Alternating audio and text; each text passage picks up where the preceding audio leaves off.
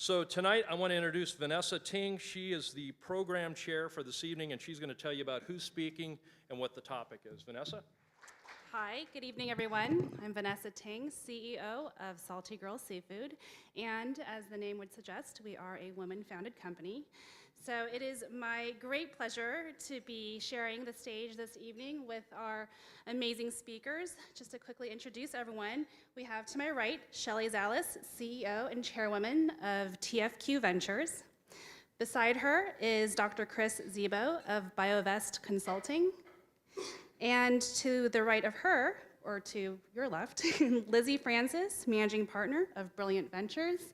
And then, of course, Janet Garufis, CEO and chairwoman of Montecito Bank and Trust.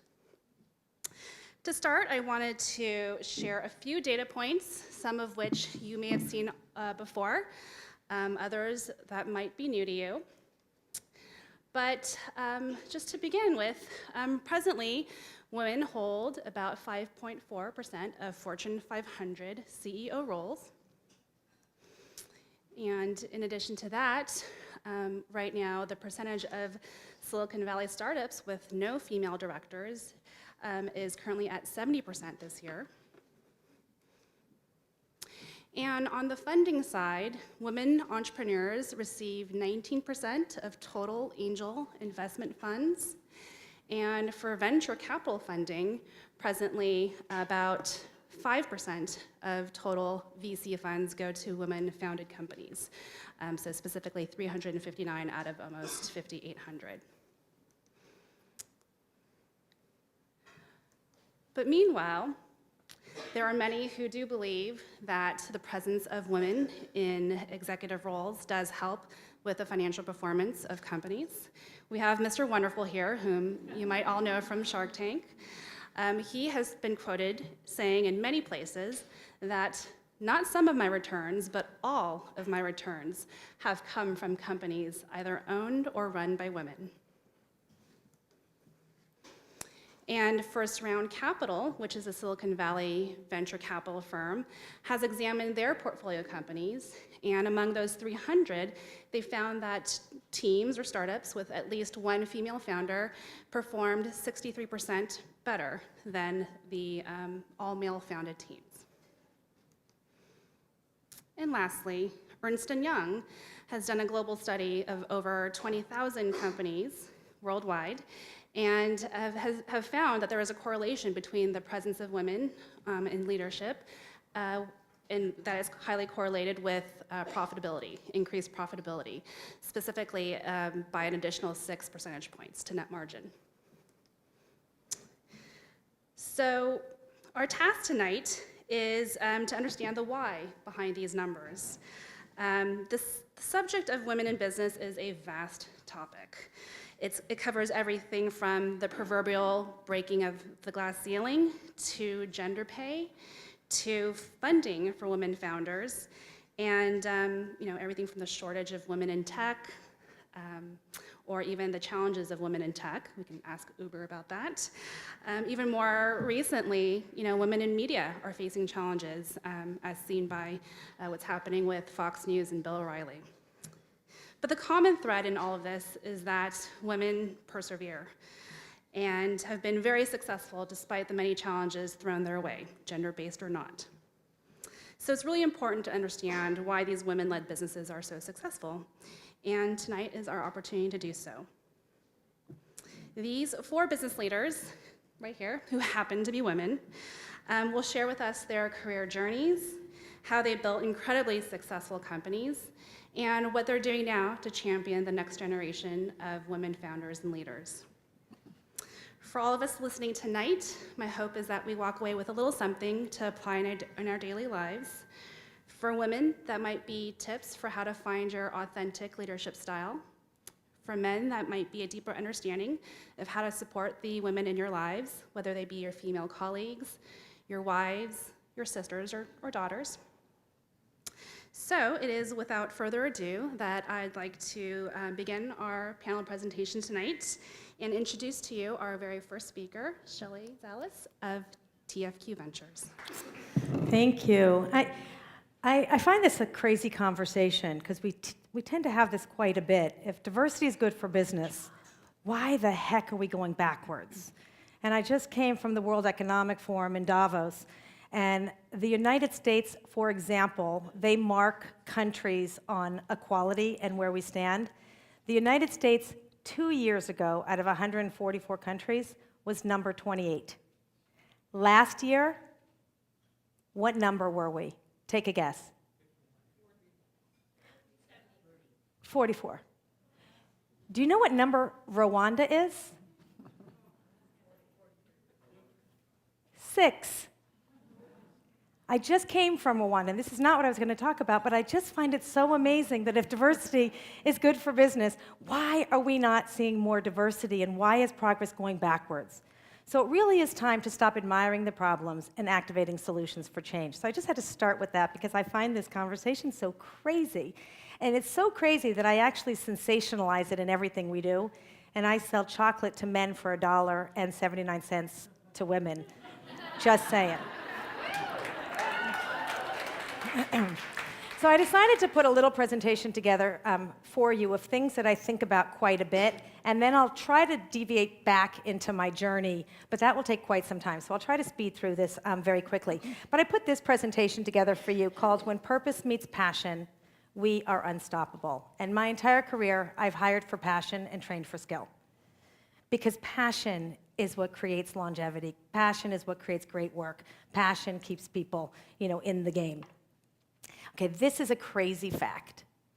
Did you know that in the early days, pink was for boys and blue was for girls?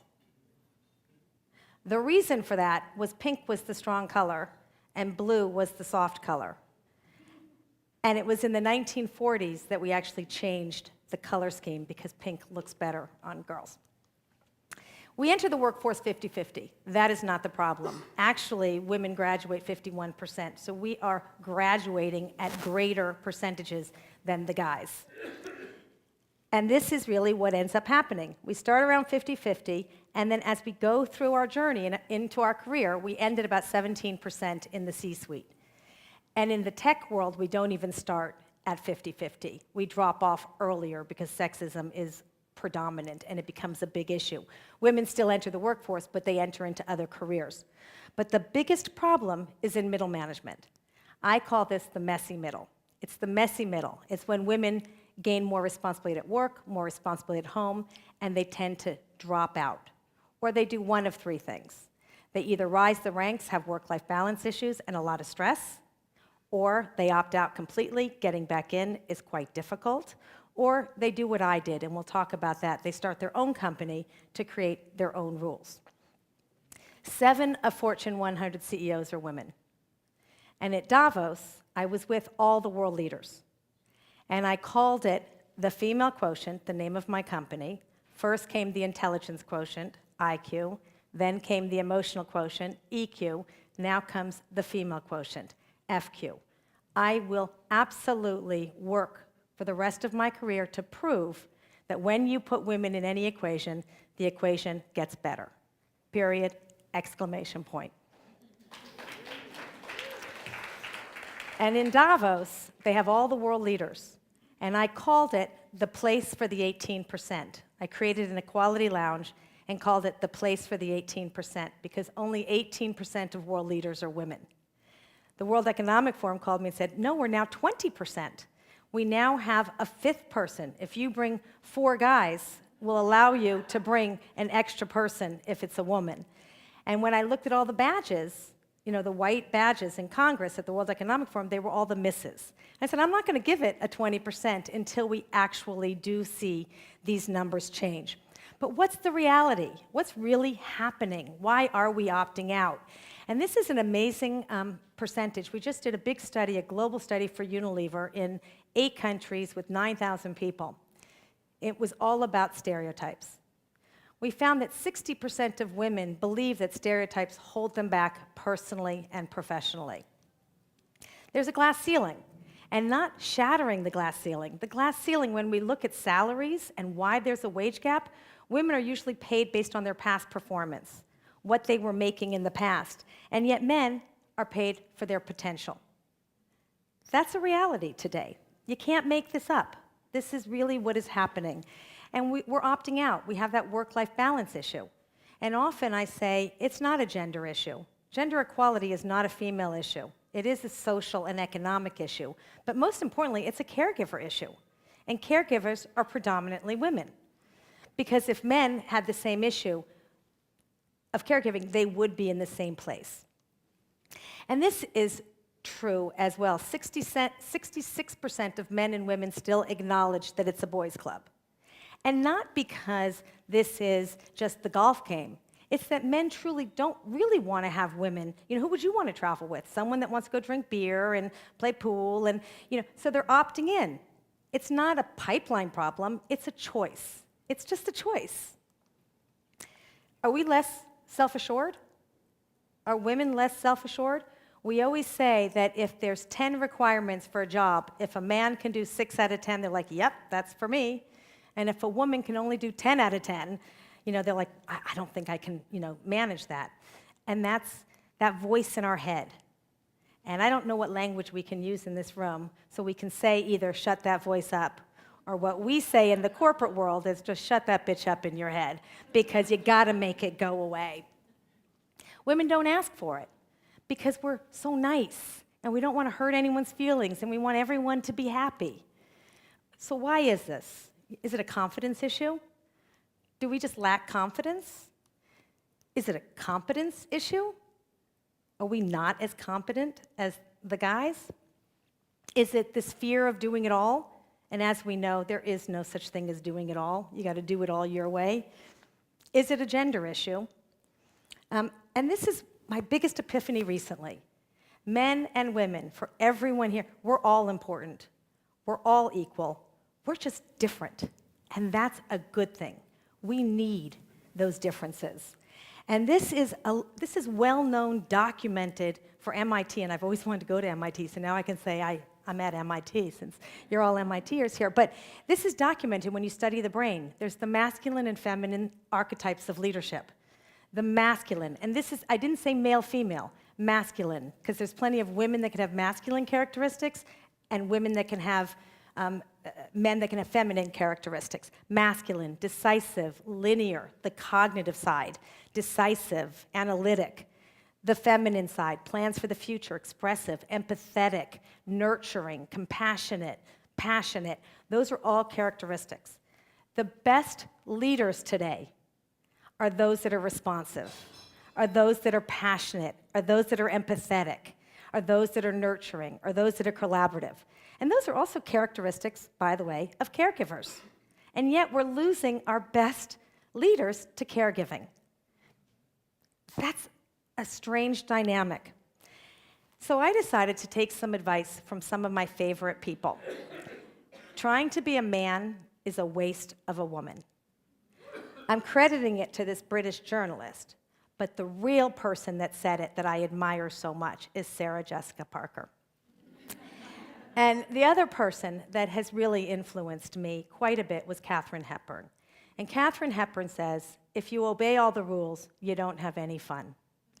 And then Oscar Wilde said, be yourself, because everyone else is taken. And those inspirations, I've been in corporate America for over 35 years. I'm now 55 years old. I started at about 21. And my entire career, I followed all the damn rules. I stayed late. I helped everyone. I did everything everyone asked me. But I was never right. Why was I never right? Why couldn't I bring emotion to the boardroom? Why was passion not important? Why did people's lives and lifestyles not matter? And it was that one moment, and I call it a heartbeat moment. Not a cognitive moment. A cognitive moment, you think about something. A heartbeat, ba-boom, ba-boom, ba-boom. You can't not pay attention. It drives you to take that next step. And it was that moment that I decided to leave the traditional corporate world and start my own company and create my own rules. And not obey them, but break all the rules that made no sense for me rising the ranks and really create the uncorporate culture, a lifestyle company, so that all the best talent could rise to the top. Not just the available talent, but the best talent. And I started rewriting the rules at that moment.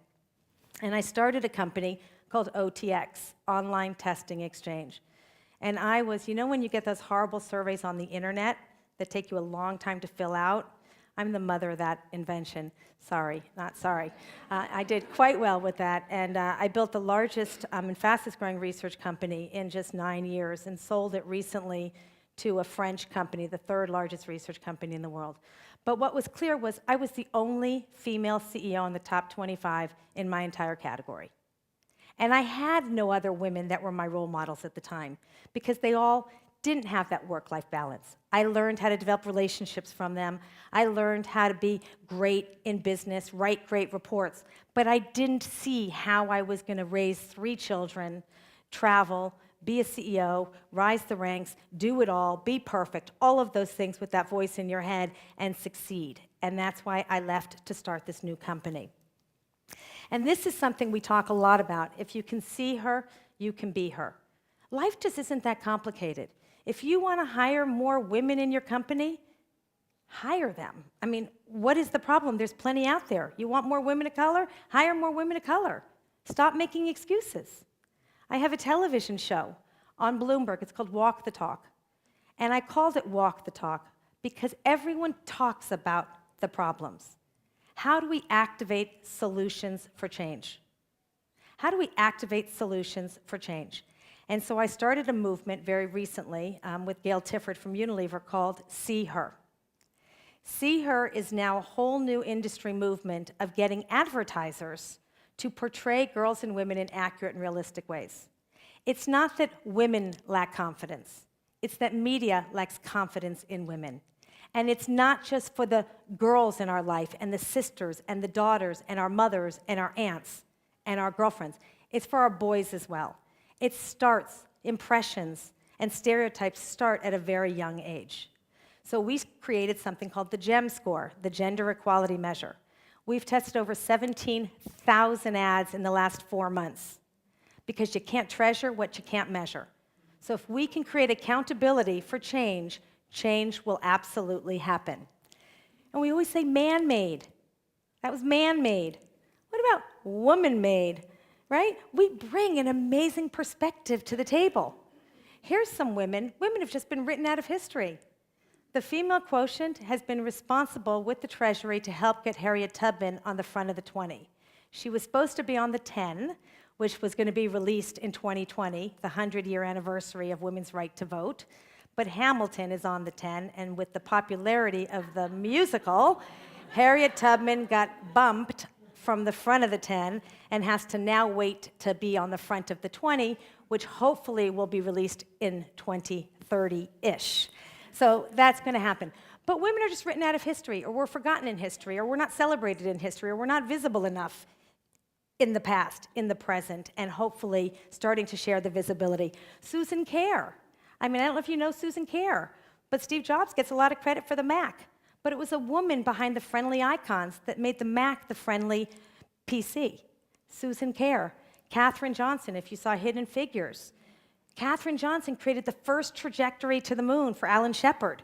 I mean, she's remarkable. Who knew about Katherine Johnson until the movie came out? And Grace Hopper. Grace Hopper created the first computer language. I mean, these women are remarkable. So we need to start sharing these stories, celebrating these stories, and thinking about those differences. And stop fixing the women. We're not broken. We're just not broken. We're just different. And in corporate America, it's a culture issue. It's not a personality issue. It's not a competency issue. It's not a confidence issue. We're different. And difference is awesome. Difference is what makes the world go around. Gender equality, once again, is not a female issue. It is a social and economic issue. And if we get this right, according to McKinsey, we have an opportunity to add over $4.3 trillion to the GDP by 2025. That's a huge number when we talk about business success. And if we don't do anything differently than what we're doing now, it will take over 118 years to see equality in the C-suite. So I say, when passion meets purpose, we are unstoppable. Thank you.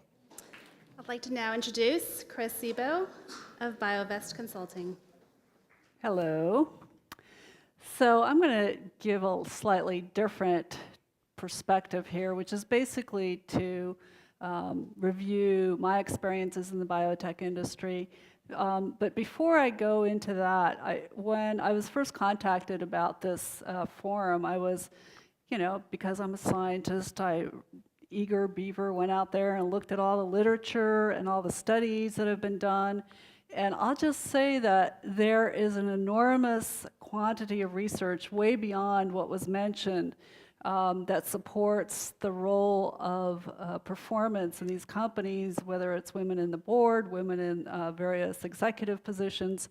And there's been a lot of work in terms of trying to understand why is that. So I'll cover a little bit of my new research before I go into my personal experiences. Let's see.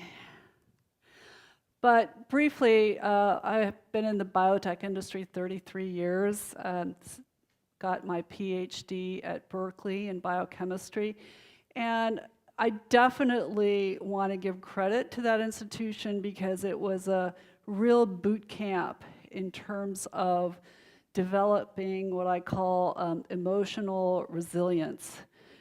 That's not to say that we shouldn't bring emotion to companies and what we do, but I think especially in the era of social media,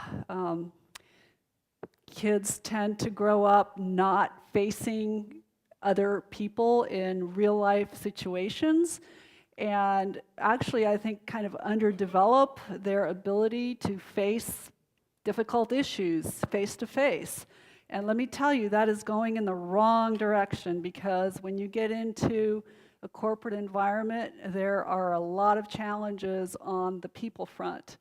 And you have to have a very thick skin, and if you have been looking at your iPhone all your life, you may not have the training to do that. So I encourage you to find situations where you're actually confronting situations and people face to face.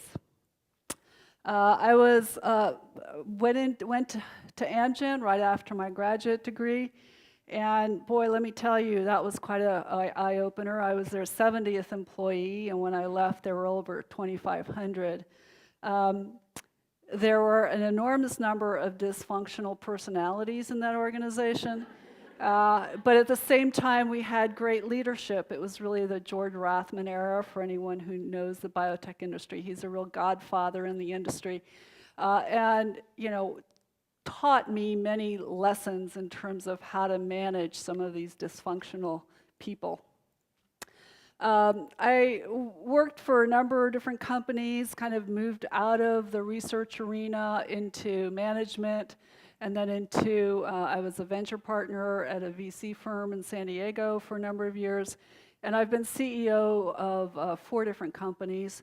The last one, Celadon, was an 11-year stint, and I took the company public in 2014, left about a year later, and I am now an independent consultant. So, given all this data about the fact that women-led companies and companies with women on their board, et cetera, seem to outperform their other male counterparts, there's been a number of different hypotheses of why this is, and it relates to diversity and problem solving, ability to gain trust, what's called transformational leadership, and then ultimately performance. So I'm going to go through these one by one. So diversity and problem solving is, I think, a really fascinating field. Academic research and management and so on have shown that more diverse composition tended to be more innovative and made better decisions in terms of the women's involvement. Informational diversity among a group of improved performance. The more complicated the task and required more interdependent work, the more pronounced the effect of diversity was. So being that I'm a scientist, I dug a little deeper into this, and let's just say that there's a lot of research that men tend to be more left-brained. What does that mean? They're logical thinkers and also much more linear thinkers. Women actually have 4 times more neuronal connections between their left and right brains.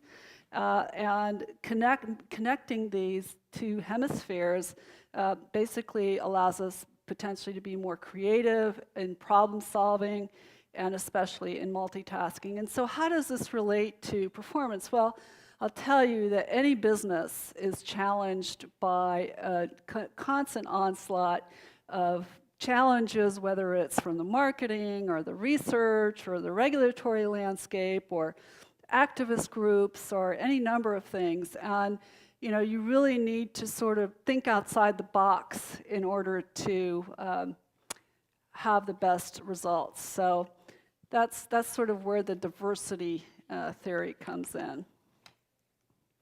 Trust.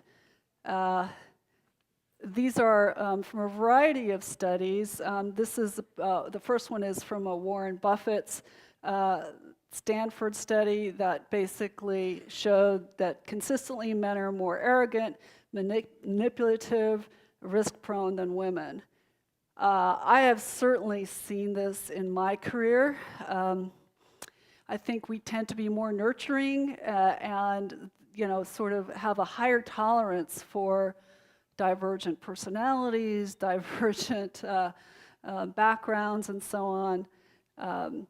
Another study was at Cornell University, where they looked at 6,500 employees and found a stunning correlation between trust and profit.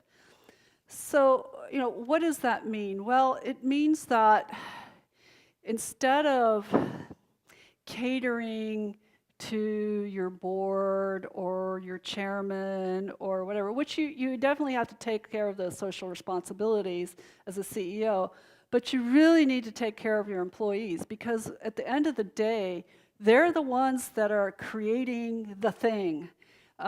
Leadership is important, but if you don't have a cohesive organization, you're not going to get the progress that you need to propel your company. And so, you don't BS your employees, you don't sell them, a pipe dream, and, just developing that trust is very important. Transformational leadership. It's a complex issue, but basically this was a Harvard Business Review study. Female managers are more likely to elicit respect and pride, communicate their vision, empower and mentor subordinates. That's really critical. People who go to work every day, they want to feel like they have growth opportunities. They want to feel like, even though it's a big cog and they're just a little bitty part of this wheel, they want to have kind of their own sandbox. And it's important to find ways to, have little mini projects that, people can be in charge of. It works enormously well, in my experience. Basically, it enhances performance. They become much more dedicated, and they get much more, they buy into, the overall goals, because they now feel like they have a direct control over some small piece of it. So there's been volumes written about transformational leadership, but a lot of the attributes that women bring to these companies relate to these aspects. And then finally, performance. So what do I mean? Well, what I mean is, women, in order to succeed, have a lot of challenges in front of them, and the fact that they're able to overcome a lot of those challenges, they're probably pretty good at what they do. So, there's a Fortune 2015 study and hypothesis that basically women have to work harder, and the ones who do really represent, quote unquote, the cream of the crop.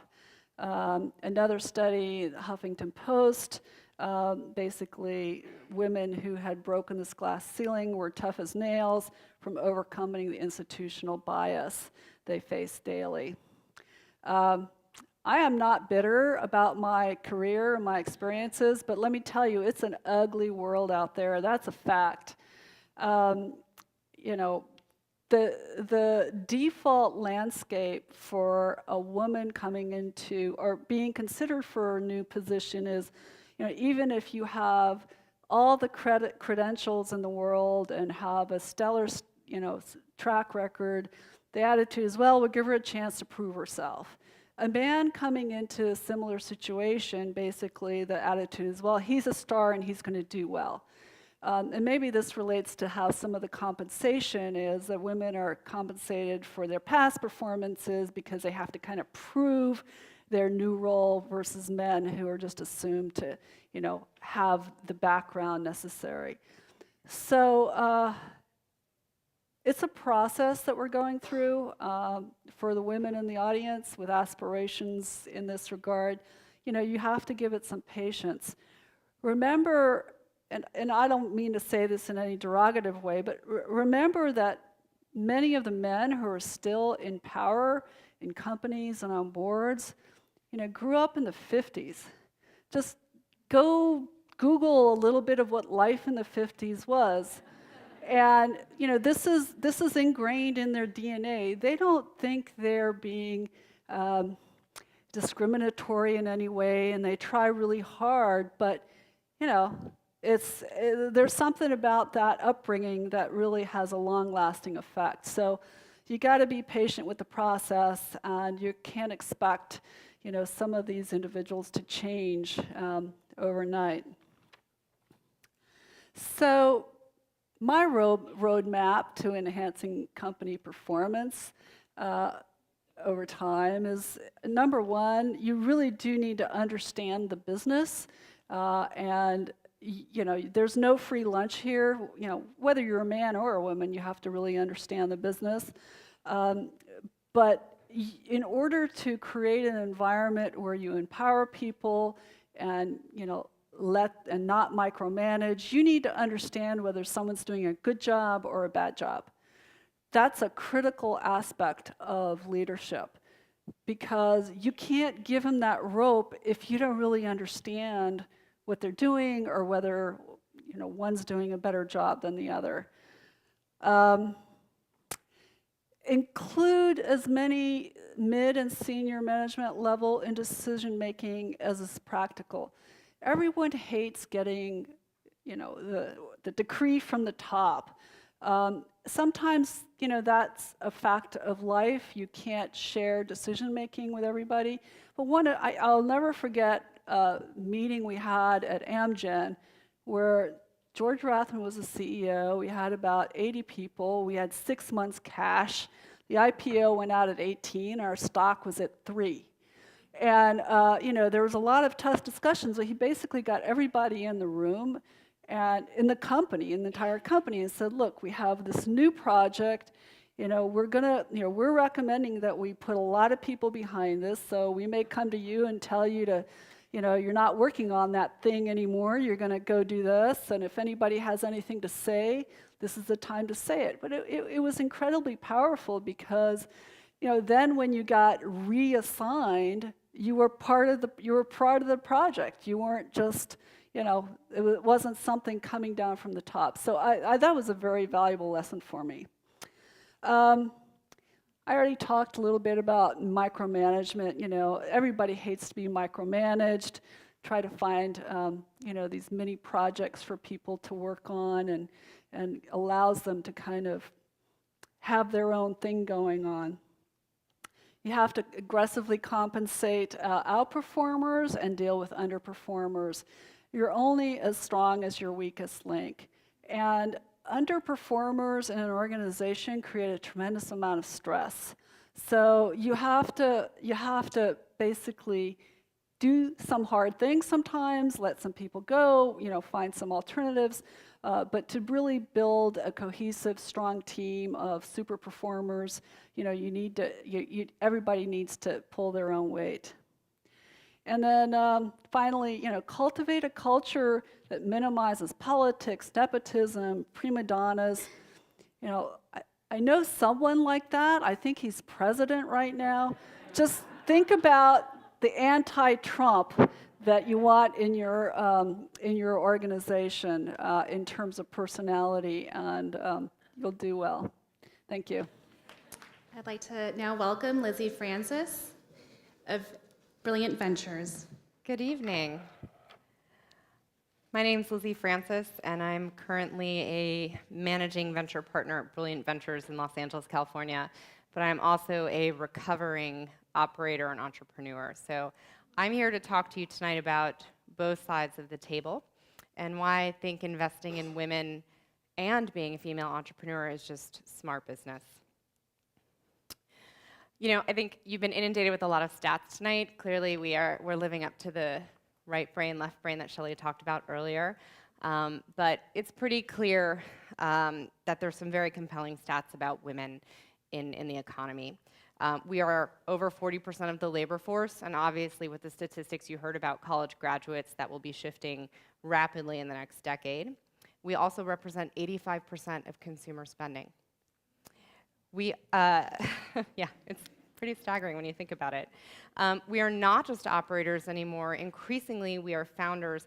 And I bet most of you didn't know this, but women control 39% or $11 trillion of the country's investable assets. Women are great for business. I mean, the data could not be more clear. And I am not a brilliant doctor or scientist or researcher, but the data is here for you all to see, and you can find it everywhere. Female leadership creates a distinct advantage in business. This stat that Vanessa mentioned earlier, 63% outperformance of companies with a female founder versus all male founders, this is unbelievable. If you are an entrepreneur today, I want you to remember this. And if you are thinking about investing in women, this is incredibly compelling data. By the way, there's very little data in venture capital. We're like the squishiest of all of the financial areas. So, I mean, these stats are very, very compelling. And I think what's also compelling, which we've been talking about tonight, is that women, while focused on the bottom line, are perfectly capable of running financially healthy and scalable businesses, do possess IQ and EQ. And this is really important when you think about the point of higher employee retention rates. Women drive culturally healthy businesses. And when we look at businesses today and where the workforce is coming, millennials and Gen Z are not interested in money alone. It is not a motivator the way it was for us Gen Xers and baby boomers. We have a very different outlook than they do on how to tackle the world and own it. So they are motivated when they go into work today by holistic experience. And this is how women-led businesses are winning in the marketplace. I know you guys have seen this before, but the top performing companies based on stock performance over 2 years have the highest ratio of female executives. It's not enough. Clearly, with 5 women in the top 100 of Fortune 500, this is a laughable statistic. But what we are seeing that's encouraging is increasingly women are taking their control of business and starting their own businesses. The stats are interesting. 38% of new businesses in the US between 1999 and 2014 were started by women. And excitingly, that number has quadrupled in terms of women on founding teams. Now for the depressing part. This is horrifying. And this is a stat that you guys should all remember tonight because we're going to fix it. The pace of investment in women is laughable. 38% of women are starting businesses today. In venture capital, and I know we've thrown a couple stats around venture capital at you, but they're all right, just from slightly different perspectives. They only get 2.7% of venture capital, right? This is ridiculous. 38% growth in new female entrepreneurs. They're getting a fraction of the capital that's out there for businesses that allows businesses to scale quickly. You have IPOs, have successful returns, et cetera. And even worse and horrifying to all of us here, women of color get none. 0.2% is like a rounding error, right? They get none. And this needs to change. So why aren't they getting funded? Again, see her, be her. The stats are very, very clear. 97% of funded male CEOs funded companies have male CEOs. 94% of men in my industry, that is the number. There are 6% of us out there. PE has a slightly higher 8% number. They get to brag about that. But there are only 6% of female partners are in venture capital. So now imagine, as I did back in the day, I've raised over $80 million in first round funding in my career for seed and early stage companies that I funded. I was always the only woman at the table. Occasionally, they would bring in an EA, or sometimes, if I got lucky, a general counsel who happened to be female. And I can tell you that 9 out of 10 times, every single one of the men I raised money from said, I'm just going to have to check with my wife or my EA. This is clear. I mean, this is what's happening. There is an unconscious bias. It exists. Men aren't bad. It's just an unconscious bias. And this is what has to change. For us to get capital into the hands of women, there have to be more women in finance. There have to be more women who are putting money into capital, into female entrepreneurs. So how do we change this at scale? It's going to be hard. And I have one more depressing statistic to share with you. There are $100 million in female-founded dedicated funds right now. The gap for parity for us is $7 billion. So let me just make that real. If we were to go give money to female entrepreneurs today, there's $100 million out there in female-focused dedicated funds. Now, that doesn't take into account all the funds out there that do invest in women, but you just saw the stats I showed out there that said only 2.7% of all venture dollars are going to women. For us to even reach parity with men, that number is $7 billion. So don't go home, though. We are all tough cookies, and we can make this happen. A little bit about us. This was the impetus for me. I decided to jump from one ship, being an entrepreneur and operator. I've started or operated 6 companies in my career. I've had 3 successful exits. I've been very, very lucky. And I decided it was time to change things. I'm a lady of a certain age, and I realized that this equation was not going to change unless I could bring capital to other women. I have to be honest with you, I did not start out with an investment thesis with my business partner that was focused on women at all. We were just focused on what would make money. And I do want to be clear, it's not actually something that is, in terms of our thesis, we do invest in men as well. But 60% of our companies have at least one female founder. We have a conscious bias towards women. And because my partner and I are both female, we're incredibly lucky. Other women out there at the table feel very comfortable with us. I can tell you right now, and this is just a focus group of 1, every single female entrepreneur I've had come pitch me has said at the end, I cannot tell you how different this conversation was from every other conversation I've had with venture capitalists out there. I don't care if you invest in me or not, this is what I needed. And for me, I understand that because I was that woman in the last 20 years of my career who was often the only other person on the side of the table trying to pitch a business that wasn't going to happen. And by the way, I can list a dozen amazing businesses started by women who had this same issue. So this is a common problem. And not just consumer-facing businesses. Women are starting businesses everywhere. This is about a forum about technology. You have women doing things in AR and VR now that are spectacular and exciting. So all business ideas are great ideas. And I think from our perspective, we believe that early stage is really the best stage to invest in women. Women tend to be able to raise from friends and family, and then it just drops away. Again, go back to that statistic of 97% male CEOs, 94% venture capitalists. We really want to take this approach of we need to invest in women beyond friends and family and help people who have great businesses scale them into larger businesses. It goes beyond capital, though, and I think this is a really important thing for people to understand. About a year ago, my business partner and I decided, sorry, this slide is like a hot mess of words and people, so let me just tell you the story because it'll make it a lot easier. You know, we realized somewhere along the way that we have this amazing network of women in Los Angeles, and we just weren't getting together enough to talk about business. And so we actually had 9 women over for some wine and cheese, and 2 things really struck out to me that night. We asked all the women, do you currently invest? And of the 9, 2 actually actively angel invested. And one of the women, after there was sort of an awkward pause, says, "No one's ever asked me." And every other woman who didn't invest said the same thing.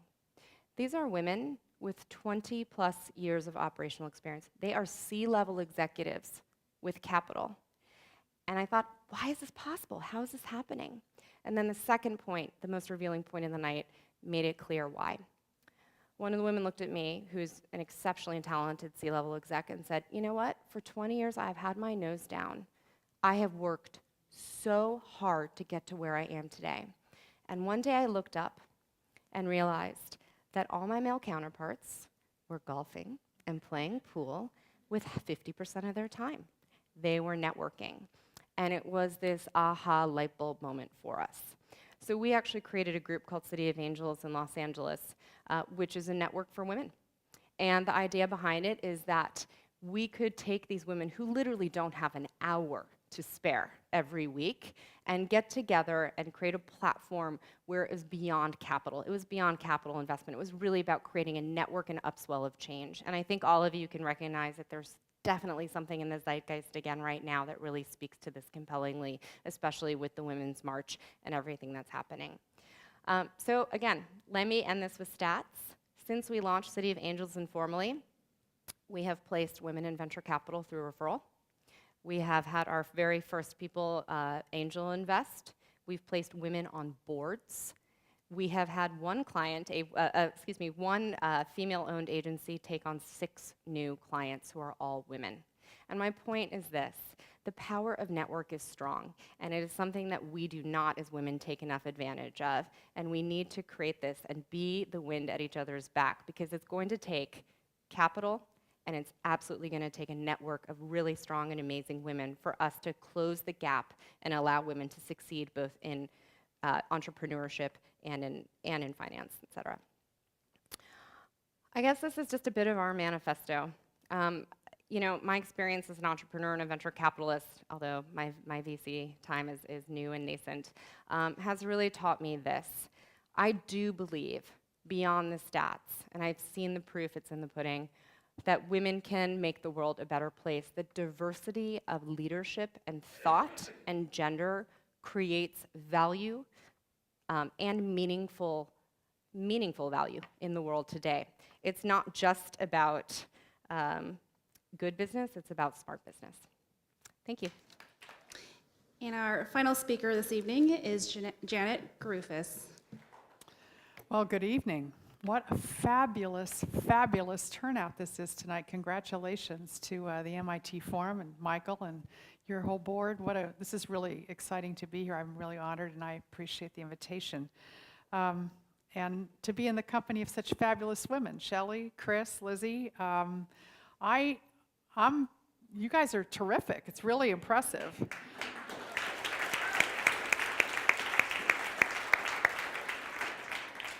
So I am not going to give you any statistics at all, none. I'm also not going to do any kind of slides. You're just going to hopefully spend a few minutes with me listening to a story. And I am really just a storyteller. I have been in a business that is probably the most male-dominated, hierarchical, traditional kind of industry you can imagine. I've been in the banking business since 1973. My name's Janet Garufis, and yesterday I became the chairman and CEO of Montecito Bank and Trust.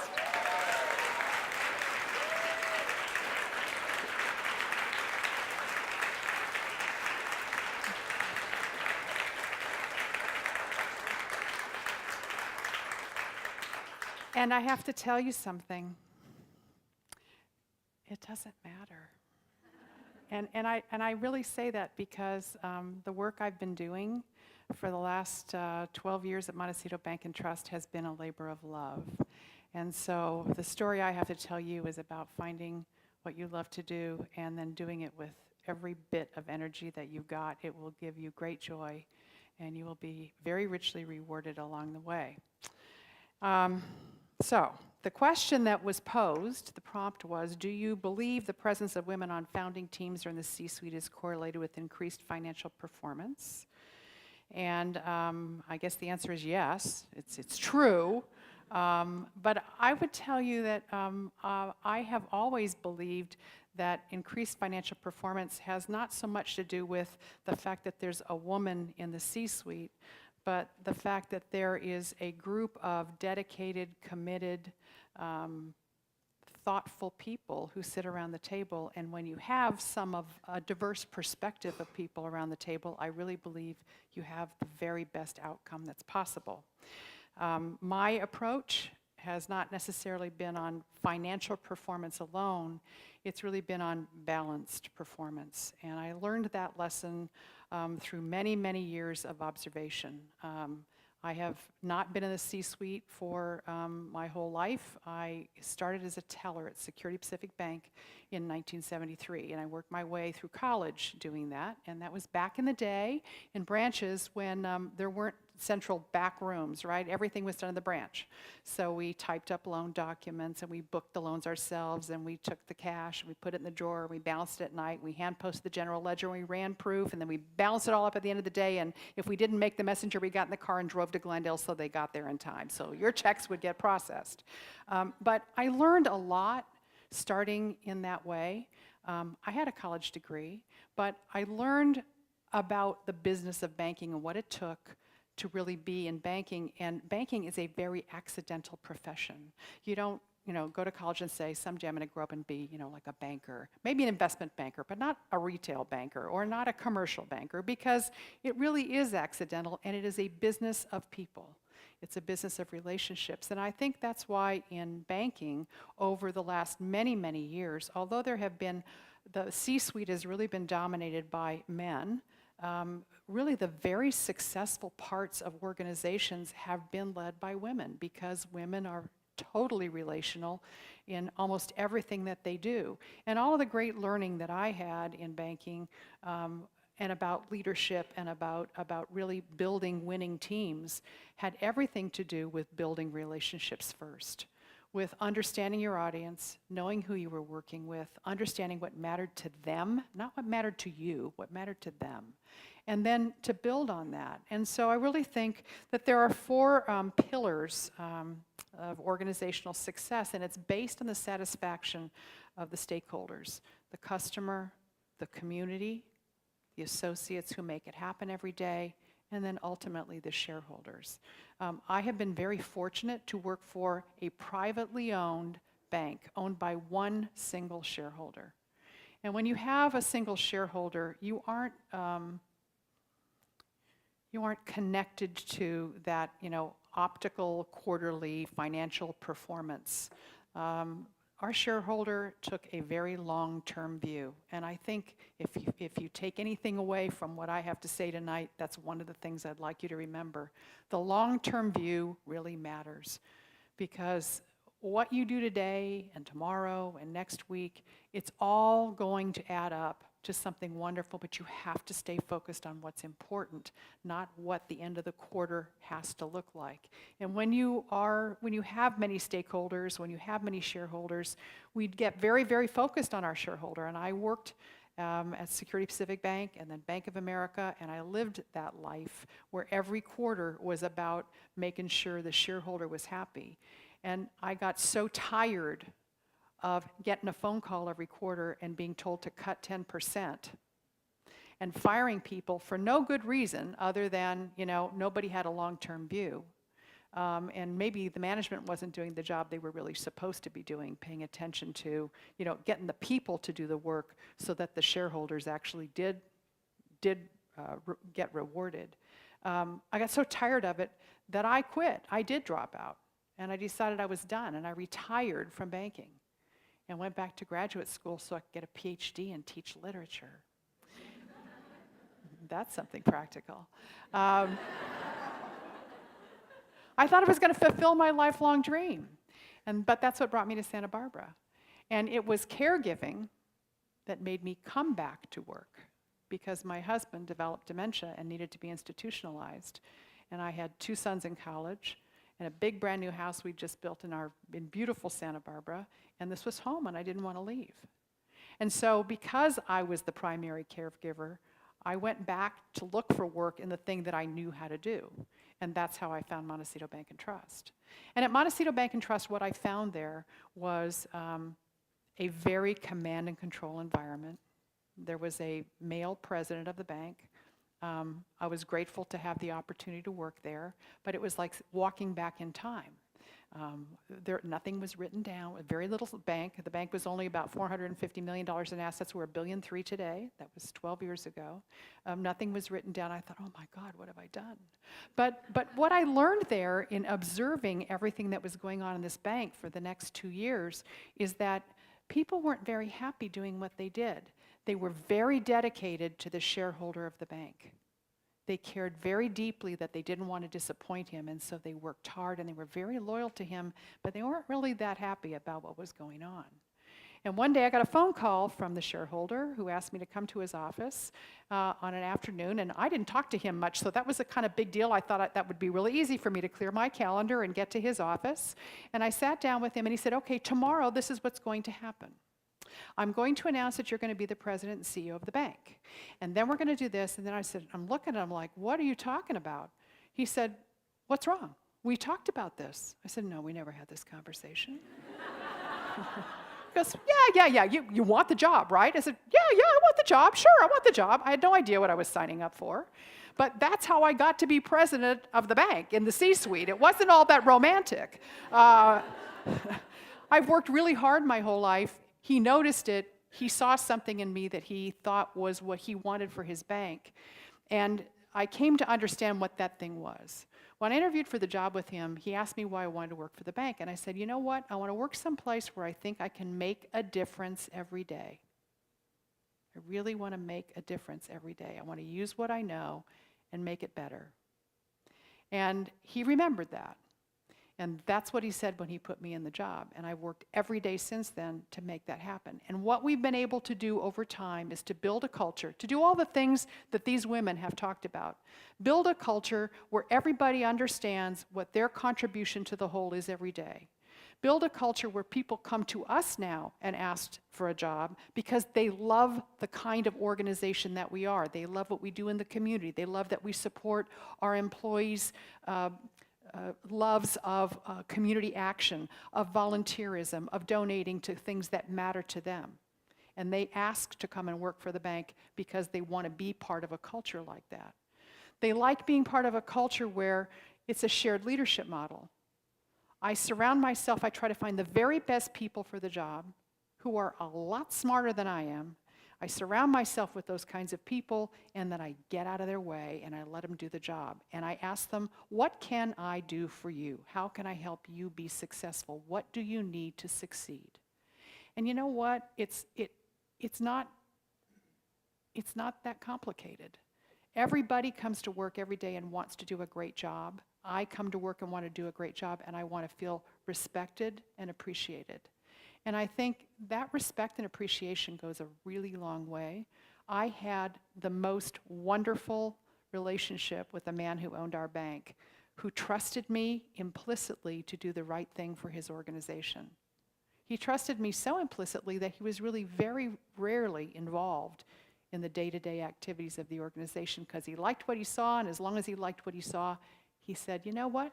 I think we're going to just let it keep going. He was not a man of much praise. When you got an exclamation point after good job in an email, you printed it and you framed it because it didn't happen very often. But that was important. When you got praise, it mattered. And so these are the kinds of things that I take away when I think about, I try to be very intentional with how I interact with the people in the organization. It's important to communicate with people in the organization. And it's hard to sit in the C-suite every day and focus on what you think you have to focus on, right? It's so much easier to stay there and get all the work done.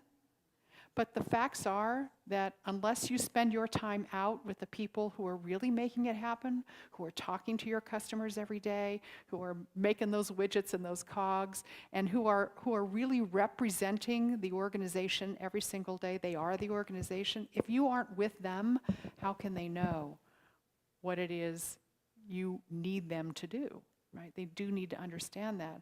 And that came loud and clear to me just in the last week. I think most of you are locals from Santa Barbara. Is that true? Am I right? Yeah. So most of you know who Michael Tobes was.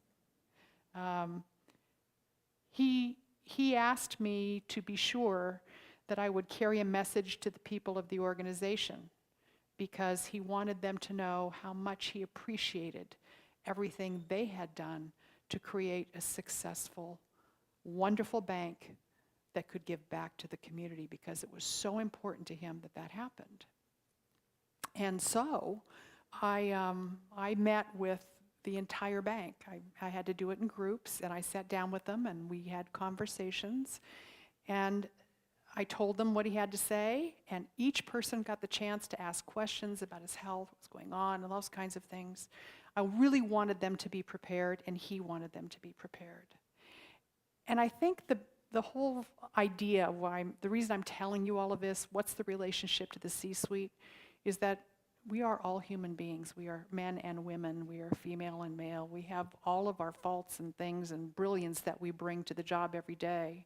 But we have to find the best in each person and give them the opportunity to let that shine. And that was this really unique thing that Michael Tobes had that he shared with everybody that came in contact with him.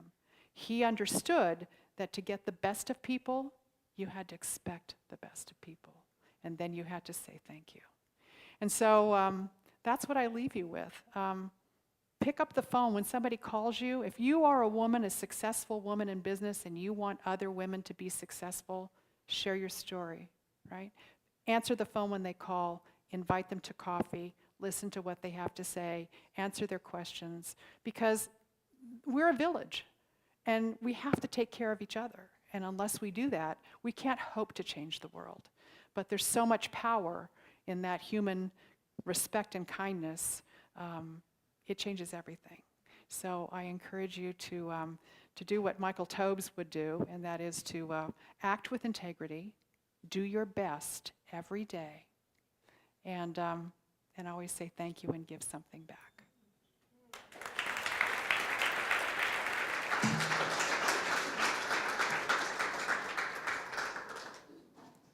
Thank you very much. Just listening to your presentations, I can't help but be, moved, inspired, and so humbled. So, with deep gratitude, thank you. Right now, we'll move to the Q&A session of the evening. Just to kind of kick things off before we open up the Q&A to the crowd, I wanted to ask you, the four of you panelists, about mentorship. We spoke a little bit about this already. We talked about the importance of network. What are your thoughts on mentorship and how that's helped you? And what advice would you have for those who are charging down the path towards a leadership role? I think that life is about giving back with generosity, and I coined a phrase, mentorship in the moment. I don't think you need a mentor forever, and I don't think there's one right mentor. I think we learn something from all of us, and I think we pay it forward, we pay it backwards, upside down, inside out, and all around. I don't think mentorship is about age and wisdom, pushing it down. And I recently was in Rwanda, and I went for the World Economic Forum, and I created something called the Girls Lounge because it is about supporting one another and helping. When you help people rise, we all shine, which is really true. And I stopped at an orphanage on the way. I landed at 1 in the morning on Monday morning, and 6 a.m. I was picked up by a driver, and I drove 6 hours to this village, and I mentored 500 girls in one day. And 1 minute of mentorship changed their life forever and changed mine forever. I said a minute of mentorship led to a lifetime of impact. And it was so incredible that the next day was the World Economic Forum, and I brought 10 of these girls. They were between the ages of 14 and 17. And I taught each of the girls, I said, when I say the word confidence, you all stand and say, confidence is beautiful. So I'd say confidence, and they all rose, confidence is beautiful. And then I gave them each a sentence to complete. My responsibility is, a quality is. I said, you finish the sentence and stand up randomly through the day and say something. This little girl named Esther, 14 years old, stood up, and she was not one of the ones I chose because I thought she was very shy. She got up and she said to each and every one of the women, ladies, where does your confidence come from? Throughout the day, everyone talked to Esther. Esther, let me tell you. Esther, let me tell you. Esther, let me tell you. At the end of the day, a little girl named Amen, 16 years old, got up, turned to every one of the 150 female African world leaders, and she said to them, you changed my life forever. I know it is my responsibility to go back to the orphanage and share what I experienced here with every other person in the village, and that my voice is as important as the guys, if not more important. And now, a year later, little Amen, in her bare feet, walks on little, cobblestone mud to go to an internet cafe to send me a note once a week. And she wears my t-shirts, the Girls Lounge, Confidence is Beautiful, and she is now going to college in the United States as a result of one day. One day. And it's what you talked about, Janet. It is about living life, making a difference, and creating impact, and living in truth and authentically, and transparently. And her life will be changed forever, and my life has been changed forever. So there is nothing better than giving back, and you will see how that rewards you personally and professionally in 10 million ways over. Just saying.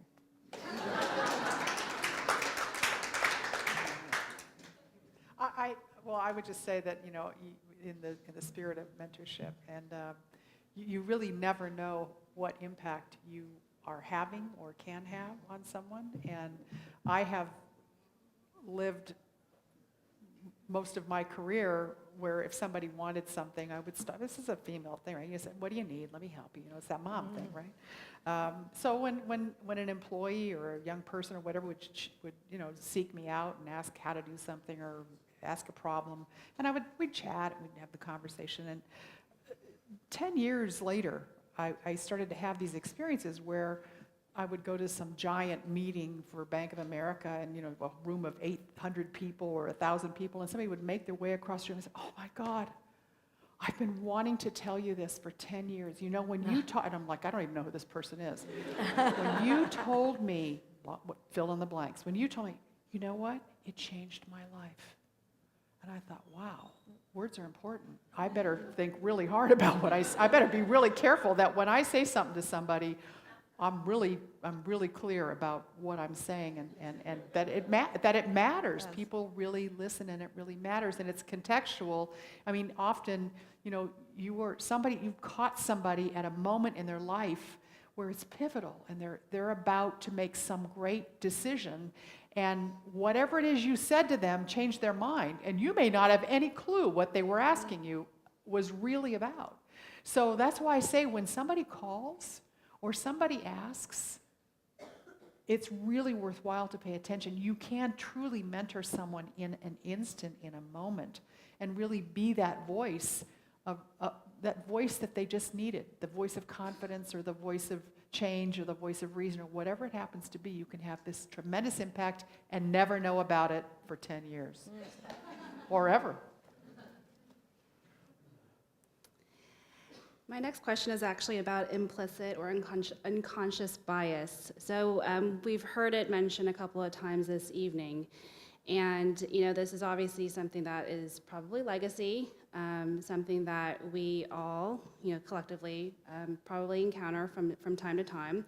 What are some tools or ways that you guys have seen or recommend for all of us who might encounter some of this unconscious bias, in the workplace? The only solution I know of is to do a better job, and basically once you have that experience in an environment where, you are doing a good job, you are performing well, I think some of the gender biases tend to go away. Maybe not the paid quality one, but certainly the trust one. I don't know how to tackle that up front without being confrontational. So I've just accepted it. I don't know, maybe you guys have some other tools in your toolbox, but. I played bias pong the other day. You're all, I don't know what age you are and when you graduated college, but I was just at my kids' university and they play beer pong, on a ping pong table, and you have to shoot the ball into a red cup. And so I played bias pong with a bunch of corporate executives, and it was really fun. And we all have bias. I mean, we've all experienced it, we've all thought it, and it's not just about gender. Bias is gender, race, and age. Inside of companies, this is the first time in history we have 5 generations, 4 active in the workplace. And, the younger generation don't respect the older generation because they don't want to work with people their parents' age. I mean, gosh, they're so old and so boring. And the older generation doesn't respect the younger kids. And, I always say you can teach Snapchat, but you can't teach experience. I mean, it is very important to really work on that kind of stuff. And I don't think it's unconscious. I think it's very conscious. And so I think we have to, make ourselves aware of the fact that, there is unconscious bias. So let's be conscious about it and hire the best talent. And to hire the best talent means we're going to have to rewrite the rules, because the rules were written over 100 years ago by men for men, because women just weren't in the workplace. So there's this legacy catch-up game that we're playing. And, I think when you look at diversity is not about gender, race, or age, but it's about thought and it's about mindset, and you want the best team. I don't know, has anyone seen Who Wants to Be a Millionaire? So Who Wants to Be a Millionaire? You have 3 options, right? 50-50, so you're right 50% of the time. Phone a friend, if they're a topic expert, they might get it right, or ask the audience. The audience statistically is right, I think it's like 94% of the time. That's diversity of thought at its best. And so, I think you got to be conscious of it, and I think we need to create accountability with each person in the organization to make the difference. And Facebook recently had some issues because they have that double incentive for recruiters recruiting a really fat and happy diversity pipeline. But then the hiring manager level, they still ended up with the white or Asian man because the people in the hiring level were white or Asian. And so they did a really good job at the front with the pipeline. Don't criticize them, it was amazing. But now they have to work on that hiring manager level, and maybe it's incentivizing as part of the bonus to really create that diversity. I mean, there are things to do. Yep, go ahead. I have 2 thoughts on this for entrepreneurs out there. The first is that you really do have to think about culture, and it's critically important. And it has to be authentic, right? If your business is going to be built with culture in mind, which, by the way, I do think is critical. I think it's almost impossible to start a business today to all of these points around what people are motivated by without investing in culture, and particularly what Janet spoke about, creating the opportunity for people to have a voice and be the best version of themselves. And I think the second thing is, if part of that culture, I think it's okay, and we're somehow still apologetic about this, which I don't understand, to say we have an explicit bias towards being diverse. For some reason, there's still sort of this stigma around, we're going to raise our hand and we're going to hire into diversity. We're going to make that a mandate at the company. And we're going to tackle these issues. It has to be both a tops-down and a bottoms-up pact, which is where the culture part comes. And I think the second part is having the courage and conviction and integrity to raise your hand and say, we're going to do this. And the proof will be in the pudding. I mean, you will work at a place that is better to work at, and the results will be better. You will have happier employees who stay longer and who produce. I think if you don't, you're not going to attract the best talent. I mean, we talked about millennials, purpose is in their DNA, and they want to work for companies that want to make the world a better place. And with all the accountability and all the stats, and Bloomberg has the GEI, the Gender Equality Index on the terminal, companies are being called out for it. The companies that are going to be the last to move are going to have FOMO factor because they're going to start realizing they're not attracting the best talent. And I think it's going to become their new reality. they're not going to be able to get away with it because now there's a lot of companies moving forward in that capacity. Great. Well, now we're going to open it up to the crowd. I believe there should be a couple microphones floating around. Wonderful. So we've got one over there and one over there. If you would like to ask a question, please just stand up or raise your hand and motion for the mic. And we can, right there first. Sorry. Ooh, smart. It's like, thanks for sharing your stories with us today. Really, I was like, I don't know, I'm buzzing. I don't know if everyone else is feeling the same way.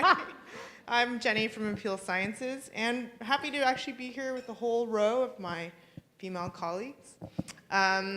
We've been talking kind of recently around the office about the topic of just elevating our female staff, getting everyone just bought in, to get our guys as well to be supporters. One thing that has kind of come up as part of that is it's a fine balance between feeling like you want to work hard and be humble, but then at other times struggling to celebrate your strengths, I guess, and your successes. And at least from my position, I'm actually able to see that difference very clearly among our staff. The guys are just, and it's a thing that we're kind of trying to work towards. It's like really comfortable talking about the things they think they're good at or they are good at. I'm not really shy about it, and then we have a really hard time drawing that out of our female staff, myself included. So I guess from your own experience, how have you managed that, wanting to be discreet and be more humble, but taking advantage of the opportunity to try to advocate for yourself, because you can't always rely on someone else to do that for you? If you don't advocate for yourself, no one will. That's for sure. Number one. And I think, okay, here, let's play this game.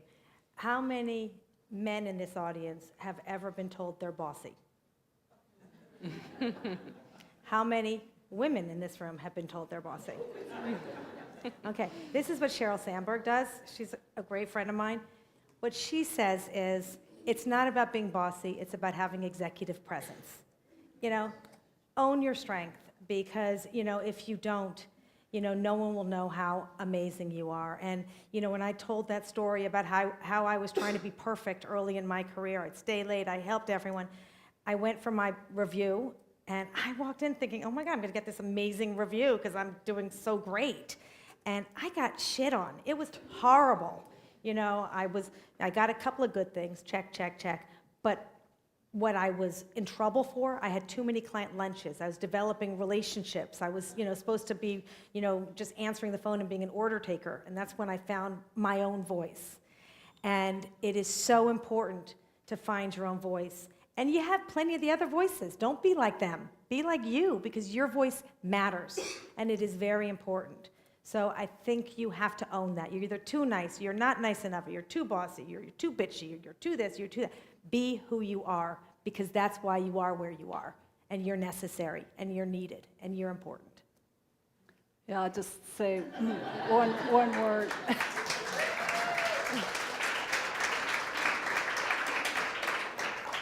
I have been flabbergasted, in my management career, especially as CEO, at the nerve of some men, quite frankly, who are relatively junior, who just thought that they deserved to be a VP, blah, blah, blah, because by God, they had look at their resume, and so this is a very, very real,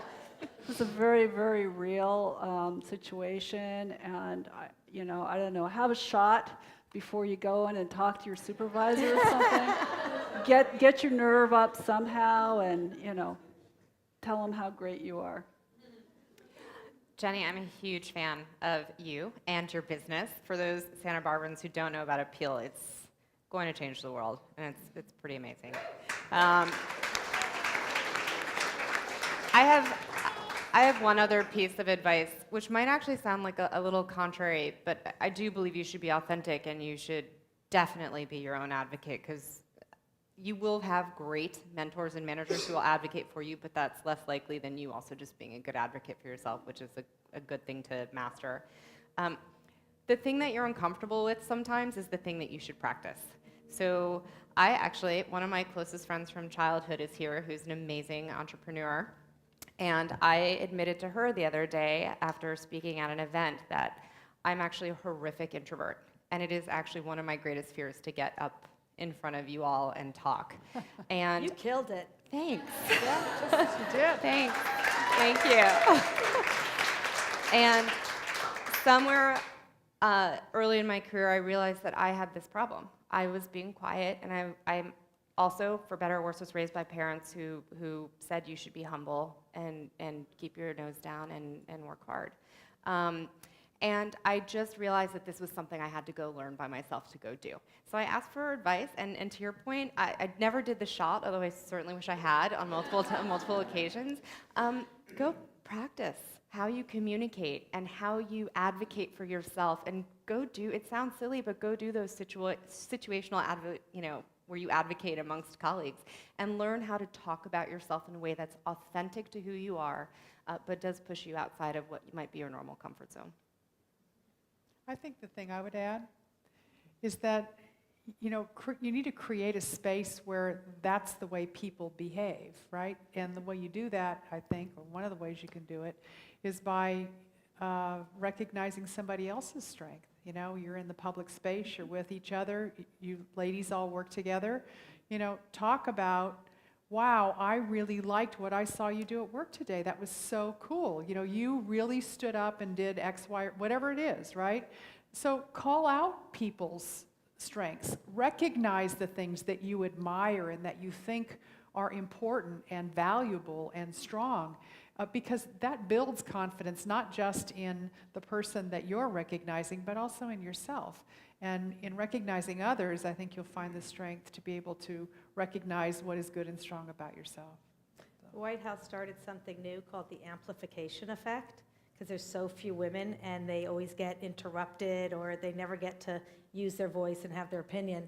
And so they started this little secret thing, not so secret anymore because I'm sharing it now with you, but they'd all sit around a table, 3 women in a group of, 50 men, and if a woman said something really smart, the other one would say, Janet, what a great idea. And they would reinforce each other's ideas, and that's how their voices started getting heard. And so I think it is great, men and women, to support one another, so that diversity of thought gets out there. Just a shout out to our guys. They're really great.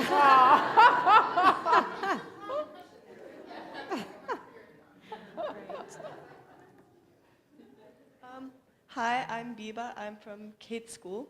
I'm here with a group of other students. First of all, I was incredibly inspired by all of you. Thank you so much for your talks. My question is, how do you think the younger generation should push for gender equality to ensure better equality in the future and in our jobs? Well, I think you guys are going to change the world personally. That's my opinion. I have 2 sons. I do. I have 2 sons. They are in their early 30s. And I will tell you that they don't see gender in the workplace at all. They just see good work or not so good work. And they're very clear in the 2. They work in very different environments, but they're very clear about what works and what doesn't work. And so what I would tell you, I think, first of all, I think you're coming into a world where there are going to be a whole lot more of you, because all of us old guys are not going to be around much longer. Well, I'll be around longer, but you know what I mean. It's all those old guys in the C-suites, right, that Shelley was talking about. But I think in some ways, this is your moment. You are coming into a world where we're talking about gender equality, and we're talking about that it's important, that people should be valued for who they are and what they contribute, not what they look like or what sex they are or whatever it happens to be. So advocate for yourself. I think it's all the things that we've been talking about here, but I do think that you have to be champions for it. You don't be silent, but I think you are in a much better place than, say, maybe some of us were when we got started. Yeah, and I think there's some geographical differences still. Oh, yes. I think Absolutely. California tends to be more progressive, the coastline tends to be more progressive, the Bay Area and San Diego tend to be more progressive than this area. I'm sorry, I have to say. You know, the East Coast is traditionally more conservative, and you know, I don't want to say stay away from that part of the country, but I think they're going to have a little bit more of a challenge. I think that equality is in your DNA, number one, and I think partnership starts at home. And I think with the millennial generation, you know, man, woman, whatever the couples are now, you're sharing the responsibilities at home a lot more, Right. which will also impact you getting into the workplace in very different ways. So I think you're in a good place. I have one other comment, which is hold on to the courage you have right now. You're at such an exciting time of your life, and I do think there's something special about your generation. All these women have said it. Hold on to that courage, and when you see something, say something. Well, go for the challenge, go for the opportunity. If you see something, call it for what it is and communicate. And please start your own business. And I can't emphasize this enough. Your network matters. And if you have this philosophy of, which we've all talked about tonight, which is a little bit of give, get, but never really expecting to get anything in return, you will find that it creates unbelievable opportunity for you. Right there, the gentleman back there. Hi, everybody. The only man here. Not the only one. We do like you guys. Right. So first and foremost, I want to say, you know, we're very welcoming to all the women in our MBA program. So come on in. I'm an Antioch University student. So we're just here representing our group, and as you know, one of the very few male individuals in my class, what is one thing that you would tell us as to men, like what is one thing that we should take away from this tonight? Also, you're all invited to come on and, you know, check out our program, so thank you.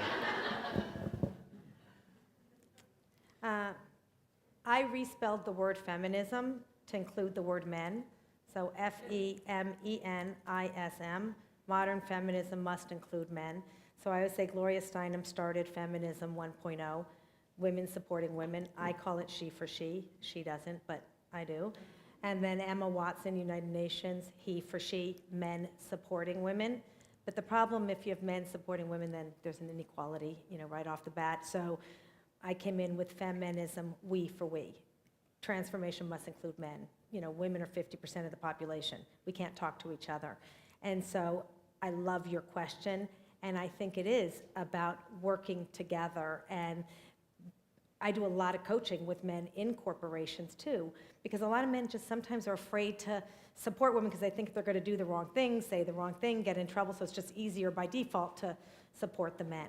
So I think it is about being aware that there are some, you know, differences, some communication gaps, and, you know, some culture, you know, issues, some of the work-life balance, you know, kind of challenges. So be open to that. Create flexibility if you truly want to retain the best talent, you know, in your organization. And it starts with asking that question. So thank you for that.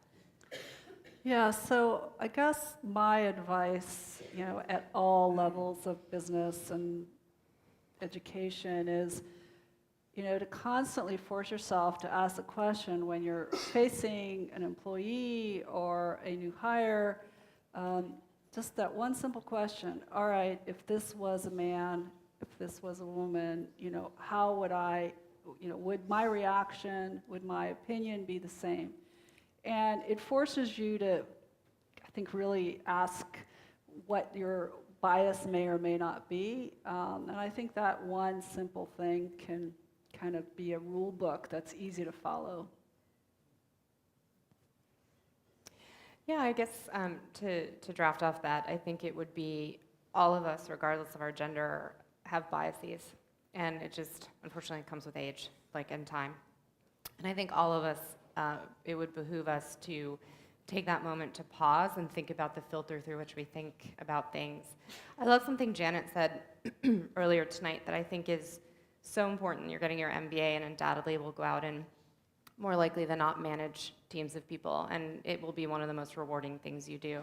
And part of that will be, not only setting the tone, but really understanding that it's about bringing out the best in the person across from you, regardless of gender, race, or any characteristics they have. And I think, again, confront that bias, pause before that you may not even know you have. Pause and think through that filter, and you'll have an amazing career if you take the time to do that. And I would just add to what Lizzie said, when you are in a position where you are leading others, whether you are a formal leader, where you have a team working for you, or an informal leader, you have a lot of power to change the situation that you operate in. And I think one of the most powerful ways you do it is by asking others for feedback, by saying, what is it I can do better? What is it I do really well? What do you think I do really well? What should I stop doing and not do at all anymore? And what should I do more of? And I think if you can have a very authentic conversation like that and really honestly ask for feedback and receive it and listen to it and act on it, and people will really come to value you as a resource and as a colleague in the organization, someone who is transparent and who is authentic, and someone that they are happy and willing and excited to work with. So I think that's something that really, it's really scary to do the first time because you're not sure what you're going to hear back. But you'd be surprised. I mean, I've been so surprised. And the people that I do this all the time with people that work with me, so now it's like, oh God, here she goes again, she's gonna ask the questions, what do you want? So they can tell me what they are. But they really do come prepared to tell me, to give me some feedback. And I really appreciate that. And then, of course, you have to act on it. So, but I really do think that will be very useful to you, and it'll help you have a much better perspective of yourself and how you are perceived by others. So we have plenty of Q&A time left, but I wanted to pause just quickly. Shelley has a commitment, so I want to honor... My daughter's birthday. Oh, Never miss important moments. that's right. That's very Ever. important. So I want to allow her to honor that special occasion with her daughter. If we have just one last question for Shelley. Yes, sorry, just one last question for Shelley, and then we'll let her gracefully exit. Yeah, go ahead.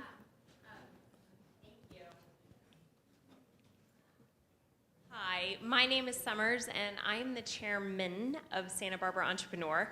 I run an organization that by and large has been male-dominated, and so I make a lot of effort to have female speakers come and participate. One of the challenges I have is that women are less likely to attend events that are mixed. We obviously have a very large amount of women in attendance here tonight. And a year ago, actually tonight, we had another Women in Business event that tons of women attended. But when they're mixed events, we don't see quite the level of attendance. We actually don't see women showing up at the same numbers. What advice do you guys have in bringing more women to attend mixed events and not just women-focused events? Find topics that are interesting to them. Yeah. Amen. I know you weren't asking me. But. Yeah. Talk about sex. Everyone will show up.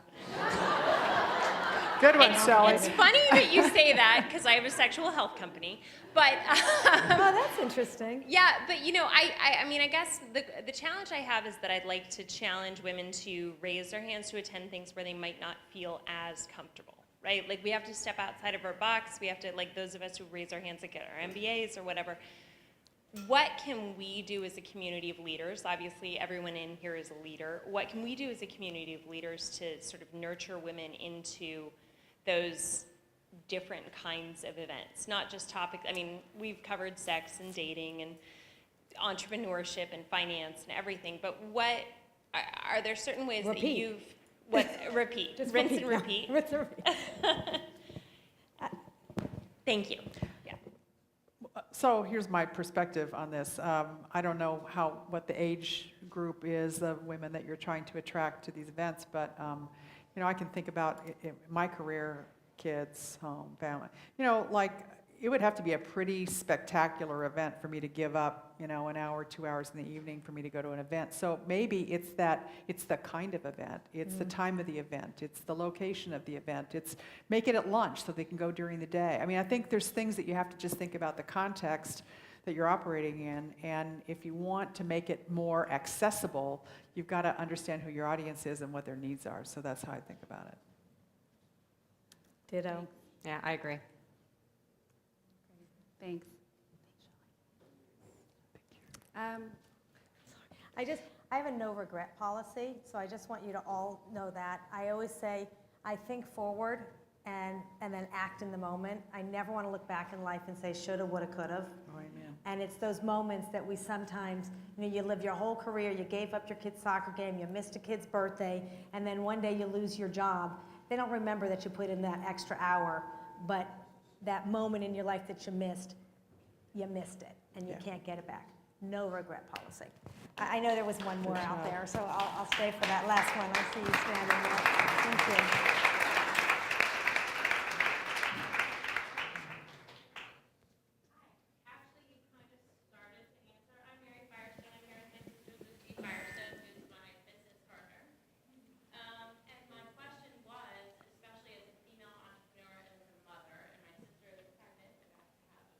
Oh.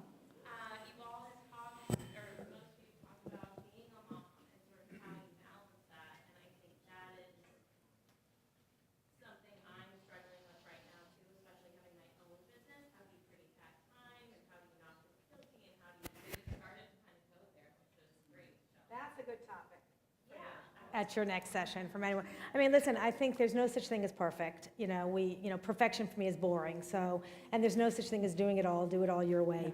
But there was a woman in my career that taught me something that I'll never forget. Her name is Mary Wells, and she was the first female woman to run an ad agency. And she has a philosophy called double yourself. And what she says is, we all do the same thing over and over. We go to the same restaurant, eat, watch the same kind of movies, TV shows, have the same kind of friends, blah, blah, blah.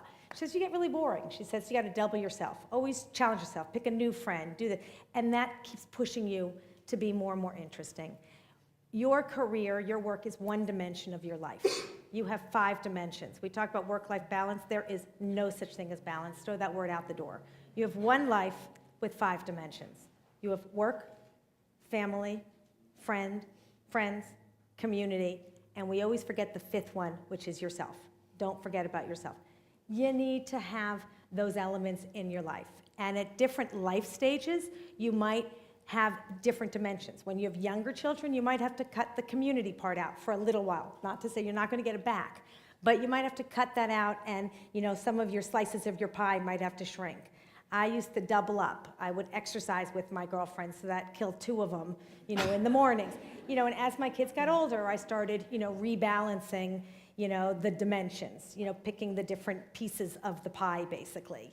So don't wait, Google had this whole thing about freezing your eggs, encouraging women to work longer. Well, then you're just gonna be an old parent, and you can't kick the soccer ball. That's just dumb, So you never want to look back and say, shoulda, woulda, could've. Live your life today, moving forward. And, I have 3 children, a 20, a 22, a 25. I'm a great mom. I'm not a normal mom, but I'm a great mom. And I'm really close to my kids, and I've traveled the globe with them for hockey and soccer and basketball. And I was a CEO. I sold my company for $80 million. I did okay. You can do it. But don't give up the things that are important to you. And I promise you, later in life, no one will remember the extra hour that you spent with that light on at work. But you will regret the things that you missed in life that were important to you. Live in the moment.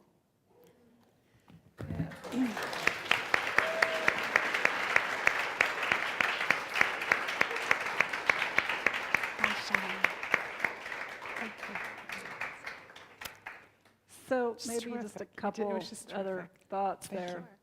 Yeah, I started my PhD when my son was 6 months old, so just shoot me right there. But I think one of the more practical aspects of it is, we all have things that we like done in a certain way, in a house that we like kept nice and clean, and this and that.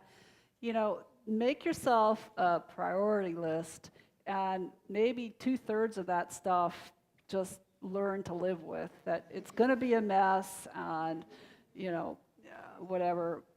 You can oftentimes work things out with your significant other if you have kids, and you know, try to stagger things so that you're not giving up parenting time with that child.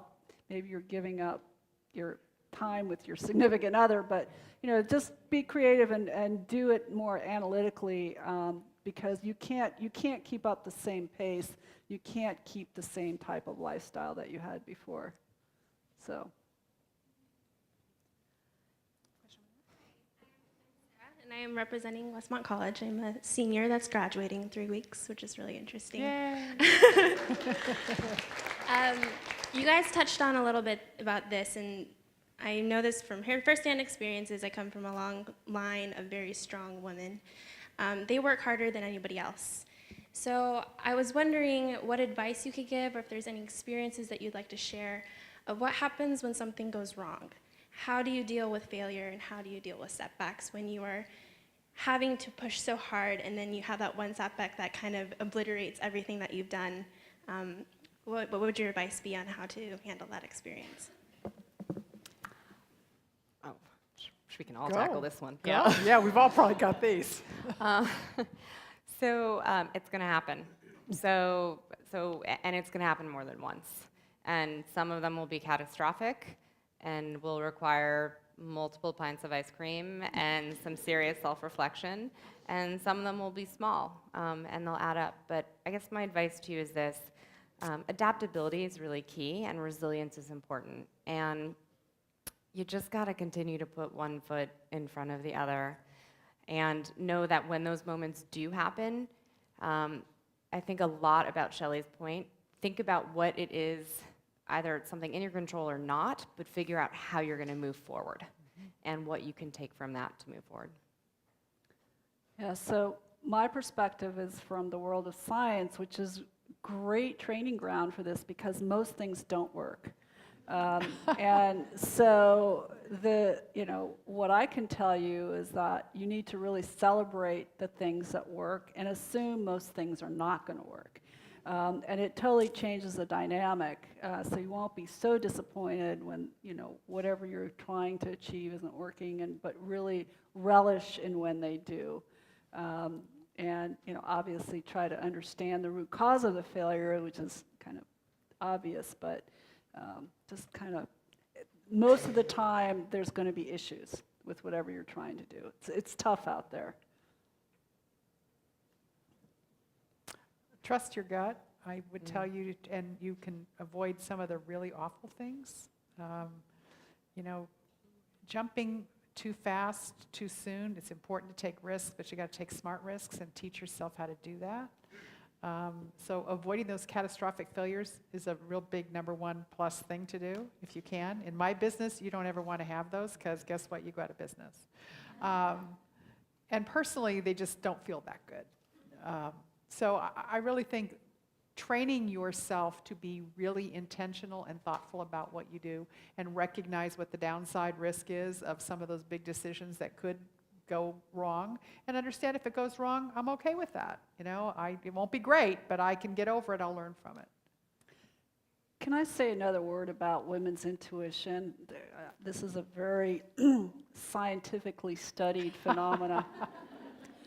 But I'll tell you that if I had just learned to trust my intuition a couple of decades earlier in my career, I would have been enormously more successful. And men have it too, obviously, but women have an inherent organ that is super well adapted to picking up signals. I don't know what they are. Danger. Danger, but really try to respond to that and avoid people and situations where your intuition is telling you that it's going to be bad, because it usually is bad in a really bad way. So Even if it feels good, it's really Yes. bad. Seriously. Seriously. I just literally gave this advice in a Forbes article, and it is exactly this point, which is you, in this point in your career at the beginning, when you are learning and becoming an expert at something, it is easy to avoid your intuition because you're becoming an expert and other people will appear to be more qualified and be, and it can be intimidating to counter them. But if you hold on to your intuition, to your point, it is a North Star. So never compromise. The minute something feels icky, listen to your gut, because 99.9%, I'm sure that's not scientific, of the time, it is right. And I will say this, I, as an entrepreneur, believe I like to take risks, and I wouldn't have started companies and done the things I've done if I hadn't been a person who threw a little bit of the risk to the side, but I always listen to my gut. And because of it, I was able to often challenge or adapt in the moment and come up with bigger and better things that helped. So this is one advantage you have in the world over your male counterparts. We're going to take just 2 more questions. So, is there a question out there? All right.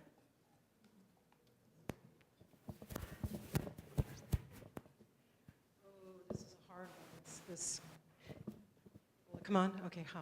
I'm Elena Engel, and a filmmaker, audio producer for years, going way back when. And I'm just wondering, having been a foundation for a lot of women who came after me and who were not experienced but anxious to be in the business, and then finding myself taking a very long hiatus, I'm suddenly older and, experiencing a bit of ageism. And we haven't really spoken to age today. And I think it's a really important subject because, I have encountered bias with all of the experience and maybe wisdom and feeling more comfortable in my own skin, finally, after all these years. What do you have to say about how to overcome that issue, and what has been maybe some of your own personal experiences in hiring people or getting fundraising for women who want to come back and, have a lot of energy and see their children off into their own worlds, and we're still young, and we're still vital, and we don't want to be experiencing that bias. Yeah, I'll start. A couple thoughts. Shelley brought up earlier the messy middle, and I think, unfortunately, as a society, we have not handled this situation well. I mean, the biological reality is that women have kids, and if you choose to have kids, more often than not, women are either forced out or opt out. And are somehow penalized for opting out. The statistics are very clear. For every year that you're out of the job market, you penalize yourself at an economic level that's difficult to overcome. From my perspective, I think that there's more interesting things popping up now just because a shared economy has become a thing that's real. So you're starting to see more interesting businesses and technologies allowing women to opt back into the marketplace in interesting and different ways. And I mean everyone from Lyft, whether or not you're a Lyft driver or whether or not you are, I can't say Uber, right? But because it's just terrible, but whether or not you're a Lyft driver or you work at Bain or McKinsey, there are opportunities now for women that didn't exist before that at least allow continuity to stay in the game, which answers part of this. I think we're getting better, but I still give us like a D as a society, and I think from community perspective around supporting women this way. And I think the other thing, just from my perspective, and I don't have a great answer except that I think we're talking about it, is I see ageism every day in my industry, unfortunately. I think when it comes to early stage venture capital, more often than not, people want what they see as relentless passion and athleticism and lack of fatigue that comes with what I actually see as time, experience, and a much better ability to scale faster and smarter. But it just exists, and I can count dozens of times I've heard young, foolish entrepreneurs and older, foolish venture capitalists say, they're just too old. They're not going to make a difference with the company. And it's something we have to change. And I think it starts with, it goes back to culture and what's happening at companies when we create them. And explicitly saying that I'm going to confront this conscious bias and try and make a change. I don't know if you Well, have I would other tell you, thoughts. if you, I don't know how, I don't know how much, how many resources you're looking for in terms of the financial side, but if if you're someone who's trying to start a company, and if you're an older person, you probably have more assets than somebody who's 20 years old. You may have other alternatives. There may be other avenues. The Small Business Administration is an extraordinary opportunity for people who, really, they will fund you at pretty significant levels and give you a lot longer to pay it back. So, I don't know if that even meets your needs, but I saw Marcia Bailey here. Where's Marcia? You need to go talk to Marcia. See Marcia right there? Marcia doesn't know about ageism. You go talk to Marcia Bailey and she'll give you some really good advice. All right, final. I would just say, experience is very important in pretty much everything that goes on, and obviously you may have a leg up in that regard. There may be some things that you need to brush up on career-wise in terms of technology, progress, and so on, and I would definitely make sure that you do that so that you're current with whatever the job is that you're trying to get back into. But sell the experience side, because as a hiring manager, I tell you, I would hands down hire someone with 25 years experience over someone who has 5 years experience. So I don't care how old they are. All right, last question.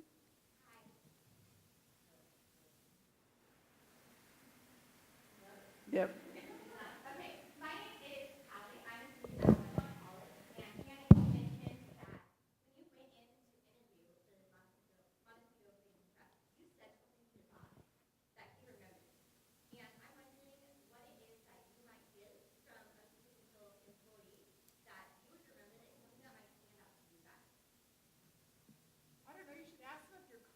Because we've hired a lot of them.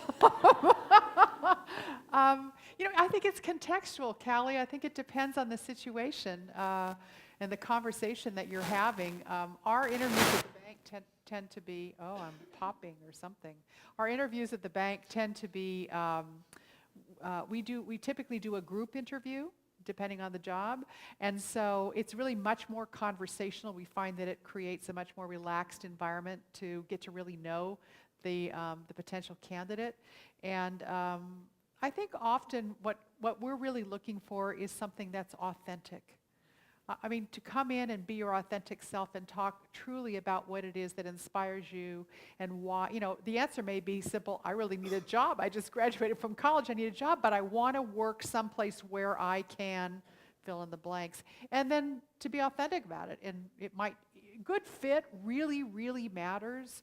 And for anybody who's coming out of school, finding a good fit, that first job, it makes such a difference. It can really change the way you feel about what you do every day, getting up and going to work and feeling that you're contributing. So making sure that you're interviewing the company for a good fit for you as much as they're interviewing you. So just be your authentic self. And come to Montecito Bank and Trust. We have lots of openings. I think just one other thing, do a little research, and to add to Janet's point, it is a conversation. So go in with questions and not even softballs. Go in with hardballs. And really, it's just as much an interview. It is a two-way interview, and that is what people are looking for.